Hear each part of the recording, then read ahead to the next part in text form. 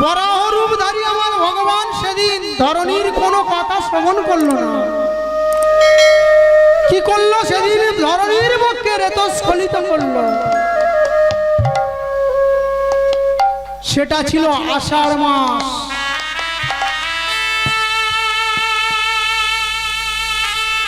সেই সন্তানটা মা ধরণীর পক্ষে একটু একটু একটু করে বাড়তে থাকলো। মা ঠিক যেমন এই জগতে মায়ের গর্ভে আমরা থাকি, 1 মাস 2 মাস 3 মাস, সপ্তম মাসে গিয়ে মায়েদের স্বাদ ভক্ষণ দেওয়া হয়।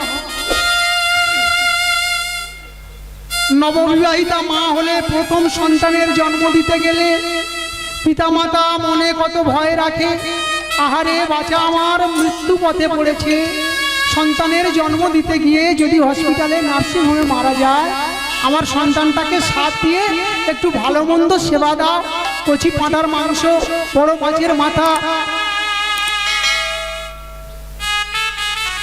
আষাঢ় মাসে ভগবান বরাহ ধরণী বক্ষে রেতস্খলিত করলো।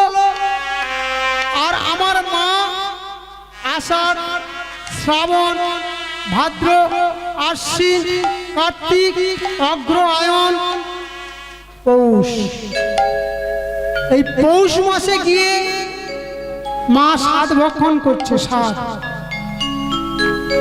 সেটা কোন সময়? ওই যে সব তীর্থ বারবার, গঙ্গা সাগর একবার, আপনারা যে ওই বাউলিটাকে ভাসিয়ে দেন, আপনার যে পিঠে পুলি, ওটা আমার মা ধরিত্রী অন্তঃসত্ত্বাকালীন স্বাদ ভক্ষণ করছে। কার সন্তান মায়ের গর্ভে? ভগবান বরাহ। কোন সময় ধারণ করলেন? মা অপবিত্র কালে, অশুচি কালে, যখন মায়ের রেতস্খলিত করলো, মা তখন অপবিত্র, মা রজস্বলা। সেই সন্তানটা প্রসব করলেন কবে? মা বসুমতী। আর যখনই মা প্রসব করলেন, সেই সন্তানের বদনে আমরা কি করলাম না? সূর্য উদিত হওয়ার আগে অগ্নি সংযোগ করলাম, মানে আগুন জ্বেলে দিলাম। কোন সময় এটা হলো? আমরা আগুন কখন জ্বালি? কোন দিনে জ্বালি? বাস্তবাড়ি জমি ভিটায় কবে আগুন দেওয়া হয়? বাবা ঠিক বলেছে। ওই ধরনী বক্ষে যেদিন সন্তানটা এলো, সেই সন্তানটার নাম হলো কি জানেন বাবা? নরকাসুর। ভগবানের বীর্য, মা ধরিত্রীর গর্ভে জন্ম, সেই সন্তানটা নরকাসুর হলো কেন? অসুর কেন হয়ে এলো? আর যদিও বা জন্ম নিল, আমরা কেন তার মুখে আগুন দিয়ে দিলাম? এখানেই মহাজন বললেন, অসময়ে কৃষি করে ভূতের বেকার খেটে মরে। ওই যে কৃষিটা, ওই যে চাষ, ওই যে বীজটা, ওটা অসময়ে হয়ে গেছে। ভগবান জগৎকে শিক্ষা দিলেন যে যদি কোনো রমণী অপবিত্র থাকে, অপবিত্র কালে কোনো বাবা যদি তার গর্ভে রেতস্খলিত করে, তার ঔরজাত যে সন্তান হবে, সে কখনো বৈষ্ণব হবে না, সে কখনো বৈষ্ণব সত্তার আর দিয়ে যাবে না, সে জগতে অসুর হয়ে জন্ম নেবে। তাই আমাদের মতো হতভাগ্য ব্যক্তিগণ বলে থাকে, আমার সন্তান আমায় সেবা দেয় না। কোথাও কখনো মনের গভীরে একটু চিন্তা করবেন, হয়তো ওই সন্তানটা অসময়ের ফসল। হরি বল, হরি বল। তাই আজকে আমাদের এমন দুর্দশা। তাই মহাজন বললেন, অসময়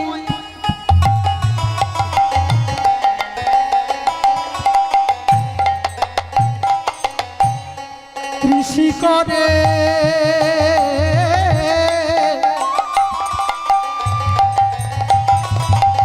ওরে মিছামিছি খেতে মরে। ওরে অসময়ে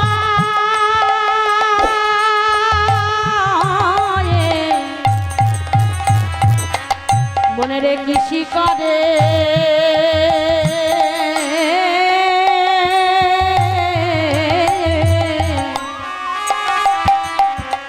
কে বলে মিছামিছি খেটে মরে ওরে কাজ যদি হয় মনে নিজে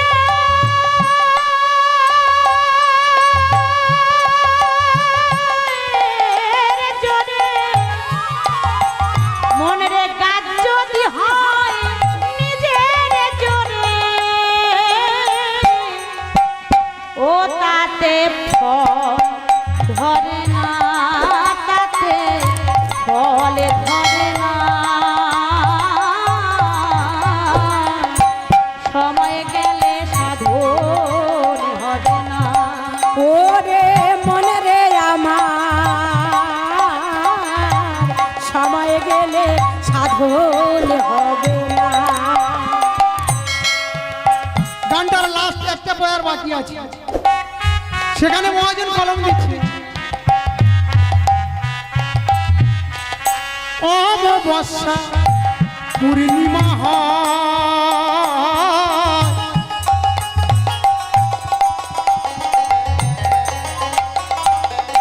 ওই মহাভাবেশে যোগের উদয়। ওরে অমাবস্যা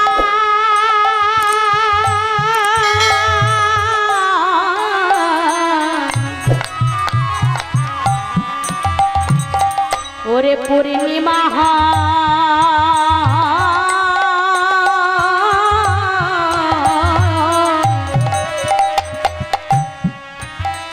কেবল মহাভাবেশে দিনের উদয়। অমাবস্যা পূর্ণিমা এই সামনে মঙ্গলবার দিন একটা একাদশী আছে, আপনারা নিশ্চয়ই জানেন। ভীম একাদশী। আচ্ছা, এই যে একাদশীটা এটা আমরা কোন গ্রন্থ থেকে জানতে পারি বাবা? সেই গ্রন্থের নামটা কি বলবেন? সেই বইটা কি নাম? তা সেই বইটা যেখানে লেখা থাকে হ্যাঁ? পঞ্জিকা। ভুল হচ্ছে। এই যে অমাবস্যা পূর্ণিমা, এই অষ্টমী নবমী, এই দুর্গাপুজোর সময়সূচি কোথায় লেখা থাকে?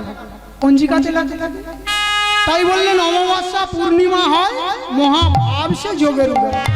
আচ্ছা, ওই পঞ্জিকাতে লেখা আছে যে আগামীকাল বিজয়া বা ভৈমী একাদশী। তাহলে ওই যে ভৈমী একাদশীটা আমরা পাঁচি থেকে জানতে পারবো। আচ্ছা, যদি আমার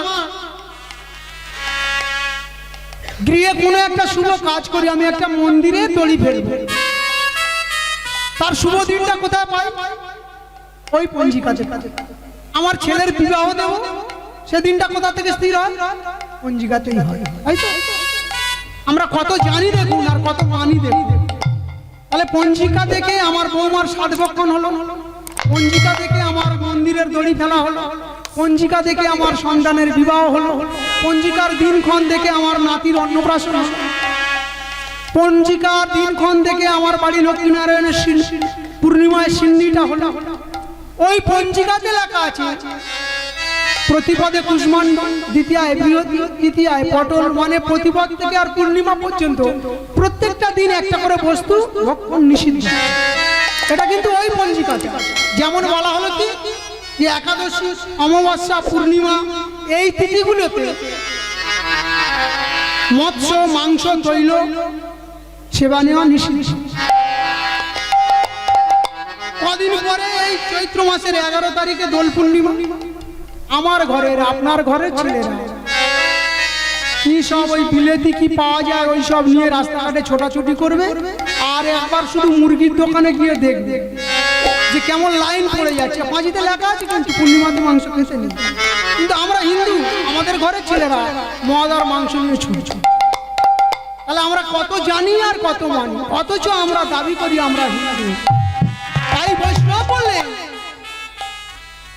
যোগের উদয় কখন হয়? যখন মহা যোগ আসে, যখন অমাবস্যা আসবে। যারা ভূত জ্বালানো কাজ করে তান্ত্রিক, তারা যাবে তারাপীঠ শ্মশানে, কৌশিকী অমাবস্যায় গিয়ে শ্মশান জাগাবে, মরার মাথা জাগাবে, ভূত ধরবে, তারা তন্ত্র করবে, মন্ত্র করবে। ঠিক তদ্রূপ যারা এই একাদশী করবে তারা একাদশীর দিনে সমস্ত দিন তারা ভগবানের জন্য উপবাস থেকে সারা রাত্রি হরিবাসর করে পরের দিন পালন করে যত সামান্য ব্রাহ্মণ বৈষ্ণবকে দান দিয়ে তবে তার ব্রত ভঙ্গ করবে। হরি বল হরি বল। পূর্ণিমা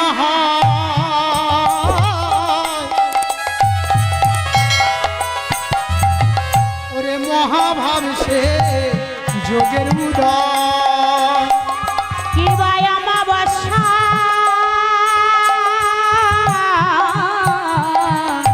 পূর্ণিমা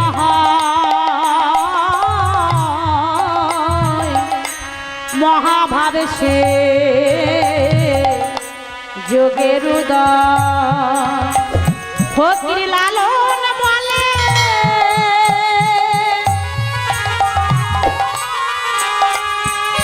ওরে তাই যদি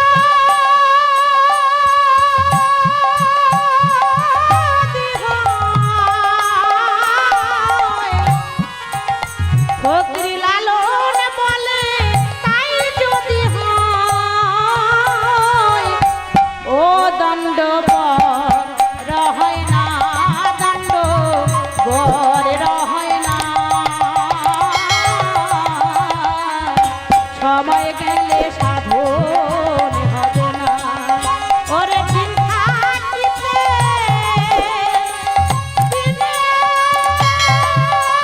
দিনের সাধন এবারে দিন থাকিতে দিনের সাধন ও তুমি কেন জানলে না সময় গেলে সাধন হবে না ওরে মন রে হরি আমার নাই গৌর হরি বল হরি সাধন হবে না। ওরে মোহ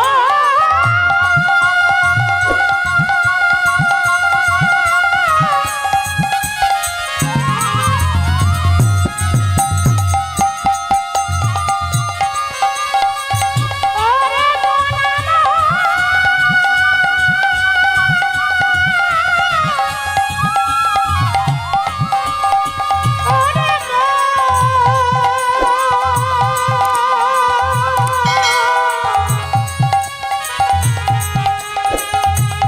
ওরে সময়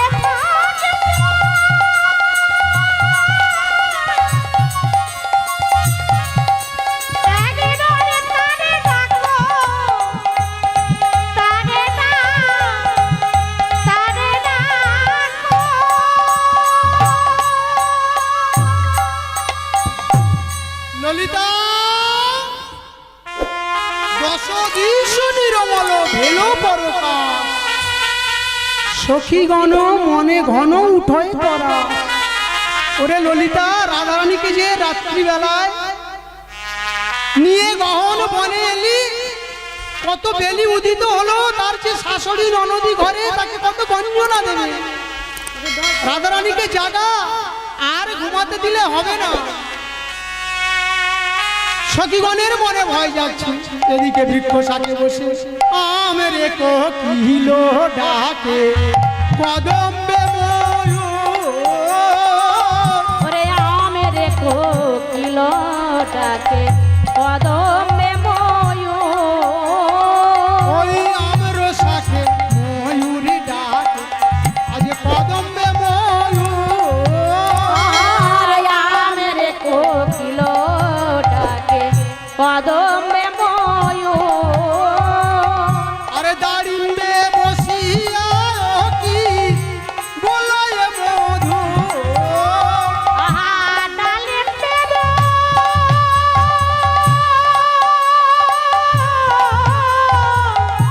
শিয়ায় কি বলায় মধু আরে আমরে কোকিল ডাকে কদমে ময়ূর আমরে কোকিল ডাকে কদমে ময়ূর ধাক্কা ডালে বসি ডাকে কপত কপতি এবারে দেখা ডালি বসে ডাকে কপত কপতি ওই ধাক্কা ডালে বসি ডাকে কপত কপতি দেখে যা দেখে যা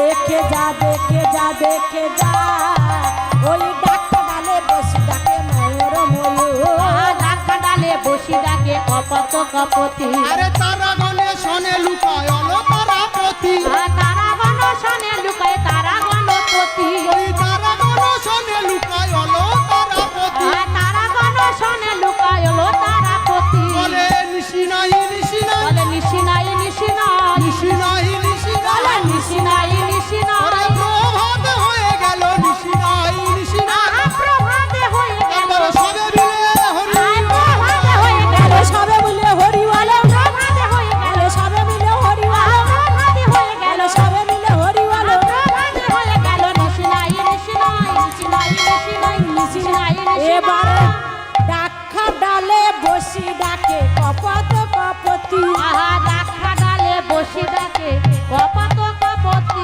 আস্তে আস্তে আস্তে। আমার ভক্তিমতী মা ভক্তবৃন্দ আমরে কোকিল ডাকে কদম্বে ময়ূর দাঁড়িয়ে বসিয়া কির বলয় মধু দ্রাক্ষা ডালে বসি ডাকে কপত কপতি তারাগণ শনে লুকায় অলো তারাপতি আমার রাত্রি যখন যখন গগনে নিশি থাকে তখন আকাশে অনেক তারা দেখা যায় যায় না যখন আস্তে আস্তে অন্ধকার কেটে যায় তারাগুলো মুছে যায় তখন তারার আলো আর চোখে আসে না তাই বললেন তারাগণে শনে লুকায় হলো তারাপতি তারারাও নেই আর তারাপতি মানে রাত্রি সেও নেই সকাল হয়ে যাচ্ছে যখন সকাল হচ্ছে কমদিনী বদন তেজল মধুকর কমল নিয়রে আসি মিলল সৎকর আমার সকাল যখন হচ্ছে সারা নিশি সারাটি রজনী ভ্রমর ছিল কোথায় না পদ্মের মধু আহরণ পদ্ম ফুল রাত্রিবেলা ফুটে থাকে প্রস্ফুটিত হয় আর সেই পদ্মের মধু সেবা নেওয়ার জন্য উন্মত্ত ভ্রমর তারা কি করে না পদ্মের উপরে বিরাজ করে যখনই না ভোর হয়ে যাচ্ছে ভ্রমর চিন্তা করছে যদি পদ্মের উপরে আমি মধু সেবা নিয়ে আর ওই মধুর ঝাঁঝে নেশা হয়ে যায় তাহলে আমি ঘুমিয়ে পড়বো অচেতন হয়ে যাবো আর পদ্মটা যদি তার পুষ্পগুলো পত্রগুলো যদি মুদ্রিত করে দেয় তাহলে সারাটা দিন আমার ওই পদ্মের মধ্যে পড়ে থাকতে হবে এখানে বৈষ্ণব বললেন যে ভ্রমরটা মোটা মোটা শাল গাছগুলো বিদ করে দিতে পারে সে একটা পদ্মের পাপড়ি কাটতে পারে না পারে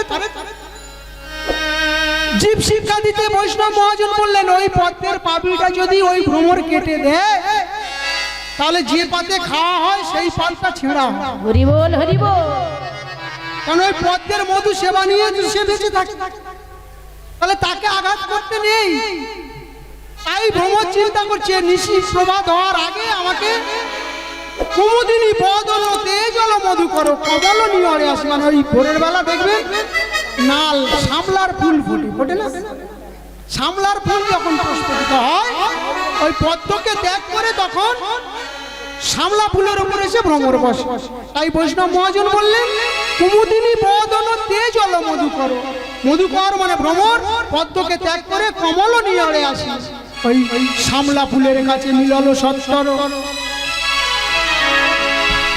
শেখরে শেখরে কয়ে হাসিয়া হাসিয়া চোর হইয়া সাধু পাড়া রয়েছে সুচিয়া হরি বল হরি বল পদকার আমার গোবিন্দের স্বয়ং দর্শন করে বলছে দেখো একজন চোর আমার গোবিন্দকে চোর বলছে যে চোর একজন কেমন যখন ঘুমিয়ে আছে যেন কত সাধু আলা ভোলা কিছুই সে জানে না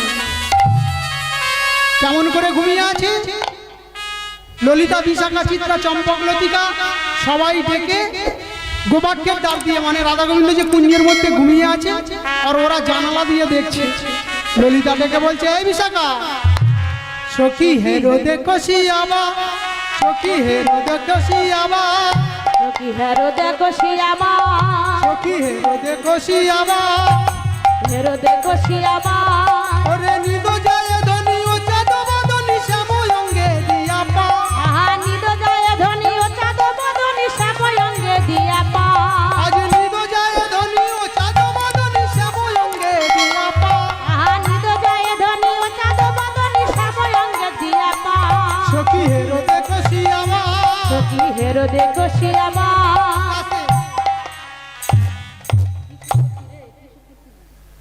সখী সখী হেরো দেখো শিয়াবা নিদ যায় ধনী ও চাঁদ বদনী শ্যাম অঙ্গে দিয়া পা নাগরের বাহু শিখান করেছে নাগরের বাহু শিথন করেছে ধনী নাগরের বাহু শিখান করেছে বিথার বেশ ভূষা নাসার নিঃশ্বাসে বেসর দুলছে হাসি খানি তাহে মেশা নিঃশ্বাসে বেসর দুলছে হাসি খানা তাহে ও ধনী নাসার নিঃশ্বাসে আস্তে আমার রাধারানী কি করেছে না রাধারানী গোবিন্দের অঙ্গের উপরে একটা চরণ চাপিয়ে দিয়েছে এখানেই তো লীলা মাধুর্য কলিযুগের ছেলেমেয়েরা বলে না কৃষ্ণ করলে লীলা আমরা করলে লীলা বলে না কৃষ্ণ যদি এত করতে পারে আমরা করতে পারবো না আরে তোমরা করো না কে বারণ করেছে কৃষ্ণ 16,108টা বইয়ের স্ত্রীর ঘরে একসঙ্গে থাকতে পারে তুমি দুটো স্ত্রীর ঘরে একসঙ্গে থেকে থাকো তাহলে আমি মেনে নেবো তুমি কৃষ্ণ বলে কৃষ্ণ করলে লীলা আমরা করলে লীলা আজকে রাধা গোবিন্দের যে স্বয়ং যে কোনো ব্যক্তির প্রাণে কামের উদ্রেক হতে পারে একজন নারী আর একজন পুরুষ যখন ঘুমিয়ে আছে রাধারানীর চরণটা গোবিন্দের অঙ্গের উপরে রাধারানীর পুজো যুগল গোবিন্দকে বেষ্টিত করে রাধারানীর অষ্ট ঠোঁট গোবিন্দের ঠোঁটে লাগানো তাহলে এখানে আমাদের মতো সাধারণ জীব যারা তারা মনে করবে এখানে নিশ্চয়ই কাম আছে কিন্তু বৈষ্ণব মহাজন বললেন না না এ তো অকৈতব কৃষ্ণ প্রেম যেন জম্বু নদহে এই প্রেম তো নীলকে হয় না এই প্রেম নীলকে না হয় যদি হয় যোগ না হয় বিয়োগ বিয়োগ হইলে কবু না জিয় প্রভু না জিও আমার রাধারানী গোবিন্দের এই বাহুটাকে শীতান করেছে মানে বালিশ করেছে নাগরের বাহু শীতান করেছে নাগরের বাহু শিথন করেছে বিথার বেশভূষা আর নাসার নিঃশ্বাসে কেশর দুলিছে হাসি খানি কাহে মেশা কিবানা সার নিঃশ্বাসে বেসার দুলিছে হাসি কানা তাহে মেশা এই যে বড় সুখে সুখের ছায়ন রে আমরা এমন কবু আর দেখি না এই যে বড় সুখের সায়ন গো আমরা এমন সায়ন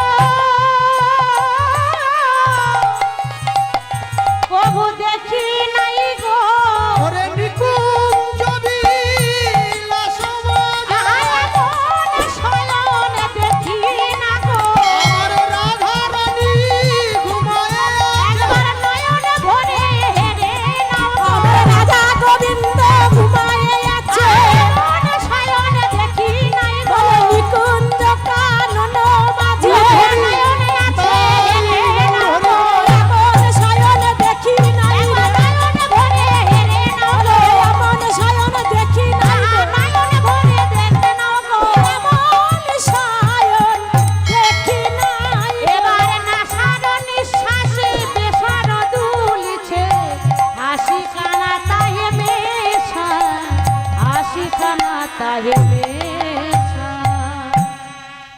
নাগরের বাহু শীতানে করেছে, গোবিন্দের বাহুটা রাধারানী পালিশ করে নিয়েছে। বিথার বেশভূষা, রাধারানীর অঙ্গের যে বেশভূষণ কোনোটা ঠিক জায়গায় নেই, সব আগোছালো। নাসার ও নিঃশ্বাসে বেসরও দুলিছে। রাধারানীর নাসার নিঃশ্বাসে বেসর, যে নথ মেয়েরা নাকে পরে মায়েরা, সেটা দুলছে। আর তার সঙ্গে একটা ইচ্ছক আওয়াজ দিচ্ছে, যেন কত হাসি তাতে মাখানো আছে। পরিহাস করি নিতে চায় হরি সাহস নালয় মনে, ধীরে কর রোল না করিও গো আমার দাস জগন্নাথে ভনে। আমার দাস জগন্নাথ ভনে চুপি চুপি কও গো কথা রাই জেনে যায়। চুপে চুপে কও গো কথা রাই যেন জাগে না চুপি চুপি কও গো কথা রাই যেন জাগে না আহা চুপি চুপি কও গো কথা রাই যেন জাগে না রাই জাগিলে শ্যামে জাগিবে আর তো ঘুমাবে না রাই জাগিলে সামনে জাগিবে আরে তো ঘুমাবে না বলে রাই জাগিলে সব জাগিবে আর তো ঘুমাবে না বল চুপে চুপে কও গো কথা রাই যেন জাগে না চুপে চুপে কও গো কথা রাই যেন জাগে না এই ললিতা এই বিশাখা তোদের মুখে কি ছোট কথা আসে না আরে আস্তে আস্তে এমন সুখের শয়ন আর কি ভাগ্যে মিলবে তোরা আস্তে ছোট কথা বল সব সখীগণ যখন রাধা গোবিন্দের স্বয়ং দর্শন করছে এর মধ্যে সময় বিশাখা গিয়ে বলছে শোন আমার দেখে কি মনে হয় জানিস আমি যে স্বয়ং দর্শন করছি আমার কি মনে হয় জানিস বলে কি বলে হাসে আবার ময়ূর গিলেছে হাসে আবার ময়ূর গিলেছে হাসে বুঝি ময়ূর গিলেছে সাপে বুঝি ময়ূর গিলেছে জানা হর তাই হয়েছে সাপে বুঝি ময়ূর গিলেছে জানা হার তাই হয়েছে সাপে আবার ময়ূর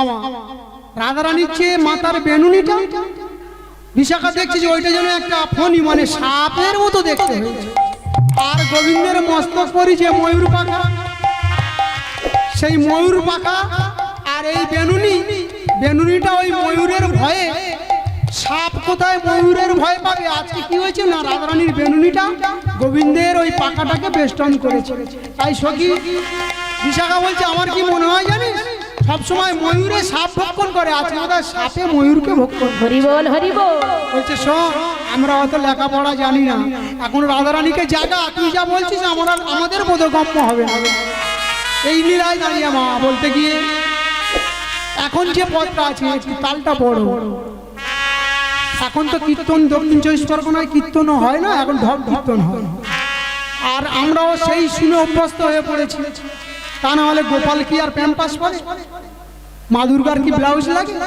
এখন ঢপ কীর্তন হয় সুতরাং এখন যে তালটা এটাকে ত্রিয়ট বলা হয় আর প্রত্যেকটা লীলার মধ্যে একটা বড় একটা তালমাত্রার ব্যাপার থাকে সেই তালটা আমি ছোট্ট করে একটু টাচ করে যাব কারণ না হলে লীলা অপরাধ হয় সখীরা সবাই সমচ্চরিত সারে বলছে রে জাগহু বৃষ বিষ অবৃষ ভানু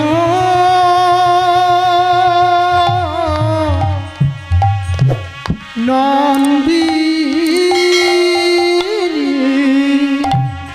ও বিষ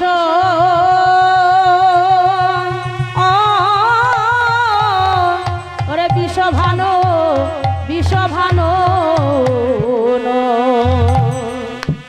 ও ও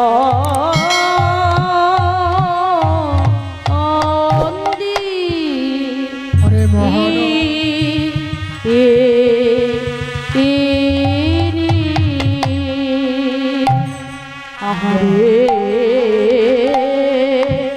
আহা মরি মরি আহারে আহা মরি মরি রে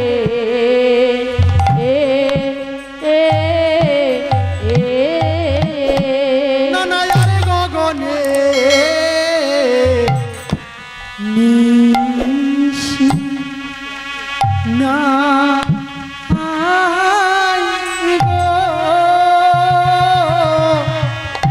একবারে জাগো জাগো জাগো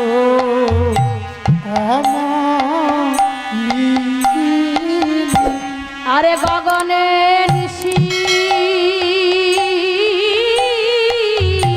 ও নিশি নাই গো জাগো জাগো ও গো বিষ ভালো রাজনন্দী তোমার শাশুড়ি নদী